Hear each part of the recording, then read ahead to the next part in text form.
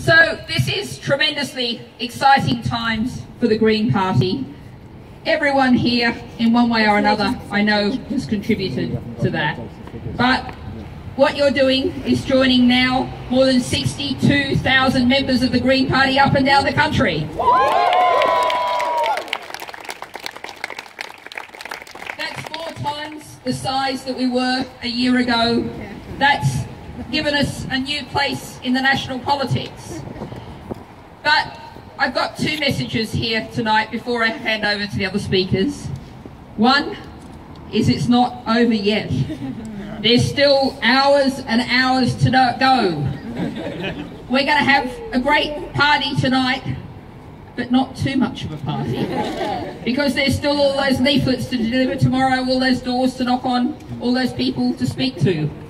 Because I've taken part over the years in a lot of election campaigns. And one of those election campaigns was a by-election in Norwich. It was a by-election that we lost by 1 vote. Now the good news is we actually went and took that seat off the Lib Dems the next year.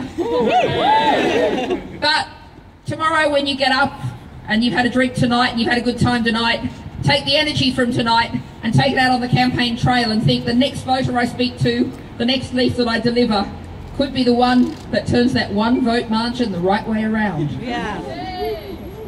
Because we've got those hours to go, and what we're aiming to do and what you're all aiming to do is, in the nicest possible way, send Darren Hall to Westminster. Yeah.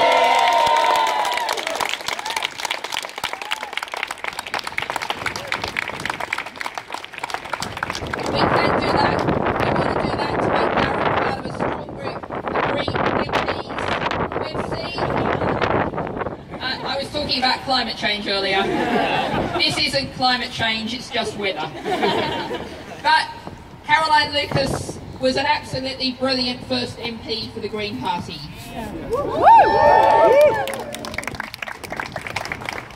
When we send Darren, and we hope other people around the country to join her, they're going to be a strong group of Green MPs in the next Parliament. And they've got the real possibility to have a huge influence on the course of the next Parliament. You have a chance to have an influence on the course of the next Parliament. So many decisions, whether it's the Paris climate talks, whether it's taking on the dreadful policy of austerity, whether it's getting a sensible energy policy. But anyway, we're all standing here in the wind, so I'm not going to go on for too long. And indeed, I've only got a very small job this evening, which is to make an introduction. Because there's a lot of people, I'm sure there's a lot of people here, and a lot of people around the country who've made the shift from the Labour Party to the Green Party. Go on, everyone in the audience give yourself a cheer.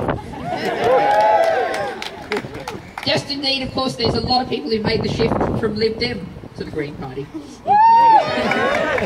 That balance.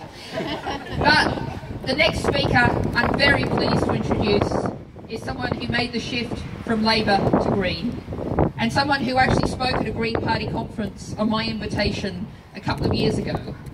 And when she spoke, it was probably the most emotional Green Party fringe that I've ever attended. She was talking about food poverty and the reality of going to a food bank and what that means for so many people's lives. She is, of course, Jack Monroe, and she's here to say a few words, and thank you.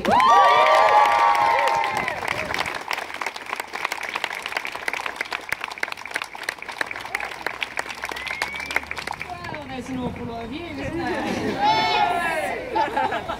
You can all cheer, you're not the one facing you all down. Up here.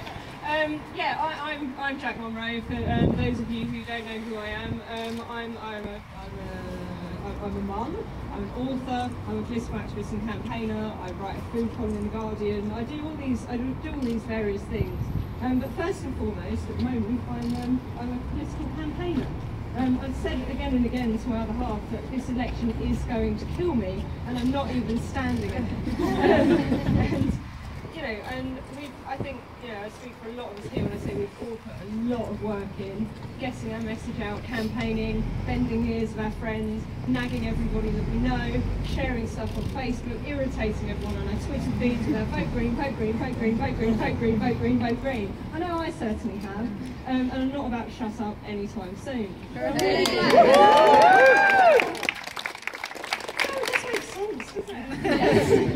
And I'm really glad actually to be here in Bristol tonight, because Bristol's somewhere that I've been quite a lot over the last year. I've got some friends who work for the BBC that have nice houses in Clifton, and I go and crash on their sofas every now and again when I need a weekend away.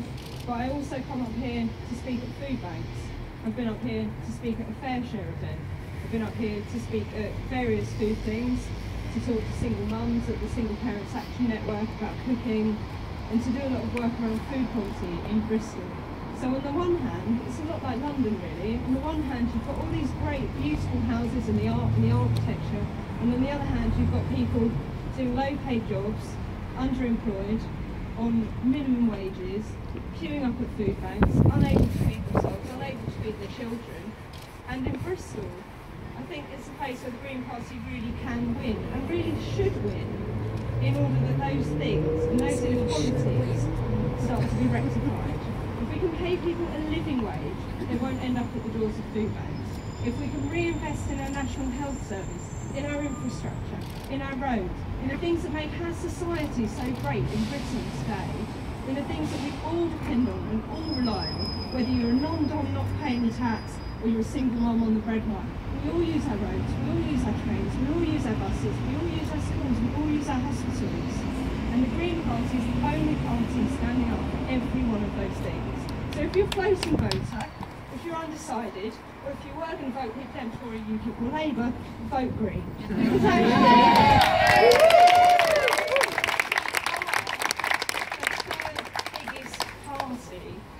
In Britain. We are bigger than the Liberal Democrats, we are bigger than UKIP. So let's be bigger than those people, get more MPs in than those people, and have a country that proportionally represents the things that we all care about. Vote Green. Thank you.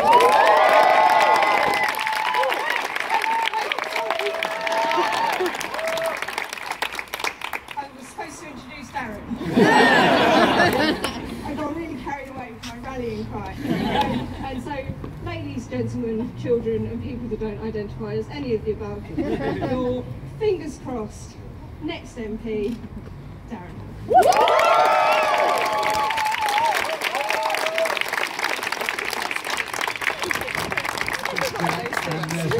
Thank you all for coming down here.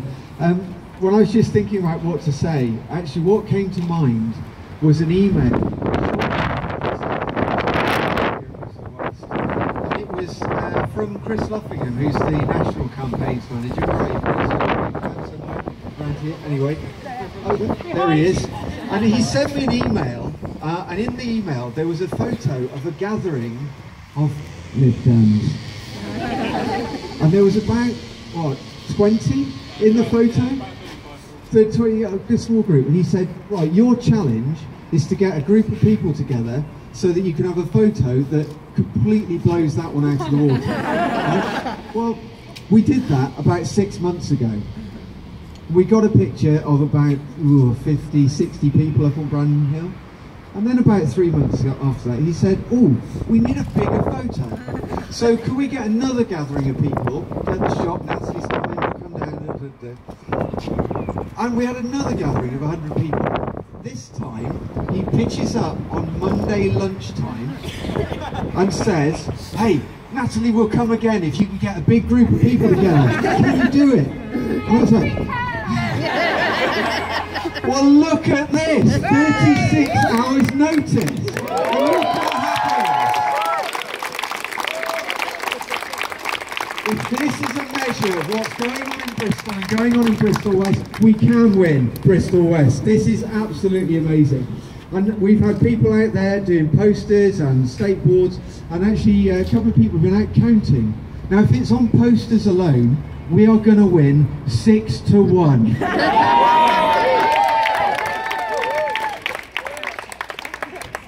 Well, I say that because it is really important. I will just give a shout out to the local candidates who are standing as well. I know there are some here. We've got some amazing local candidates who are standing to double again, I hope, the number of councillors, Green councillors. We've been making real progress. And that's why I'm able to stand here today as the number 2 target seat. Because the Bristol Green Party have been working for years and years and years, slogging away on the doorsteps, going around and talking to people, and starting with 1 councillor on the council, and then 3, and now 6. And those of you who are councillors or candidates locally, put your hands up now. Well done. That's how it starts. Because there was something in the press today that really said that if we're not careful, the only winner from this election is going to be austerity economics. That's what we're facing, no matter who gets into government, is a rhetoric around austerity economics. Well, we've got an amazing chance for me to join Caroline and just be a real pain in the process of that. And if you think, when people say, you know, you can't make much difference, you put a mosquito in a tent, and then you'll find out how much difference the thing can make. So that's one thing. We've also got a government and a rhetoric that's going on at the moment that's saying it's not okay for a government to be in debt, but it's okay for every single student to be leaving university with £40,000 or £50,000 of debt. That is utter hypocrisy, and we have to challenge it.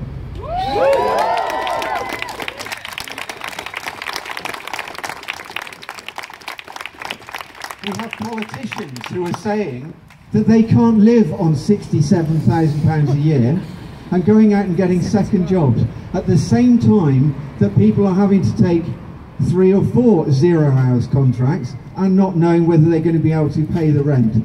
That is utter hypocrisy, and it has to be challenged.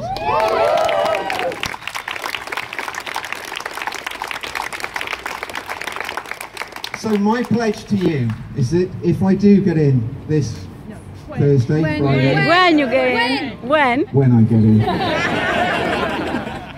That I am going to challenge that hypocrisy on your behalf, because I am here representing all of you and all of the people in Bristol West, and I hope more and more people across the country. Because this green surge isn't just Bristol. This is about people voting for what they believe in all across the country.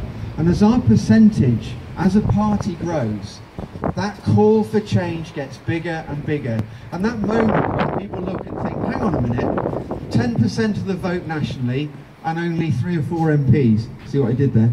3 or 4 MPs. Yeah. That call for proportional representation gets stronger and stronger. And that's important too. It's important across the whole country. And we've been getting messages on Twitter, on Facebook, saying go for it in Bristol West. Well, I would like to send that message back to everywhere in the country that says vote for what you believe in and go for it wherever you are standing in the country. This is about a national movement on behalf of social and environmental justice. So, we've got a couple of days left. That means you can have a lot more conversations. You can deliver a few more leaflets, you can go and knock on a few more doors. And I know you've been working really hard so far, but it's all to play for. We are giving them a real scare in Bristol West. We can win it. Thank you all for all your help, and we're going to do it. We're going to win on Thursday for the Green Party in Bristol West. Thank you all for coming.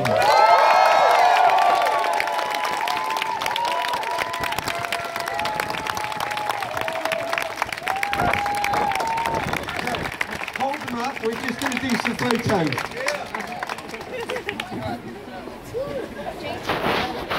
Don't kill anyone.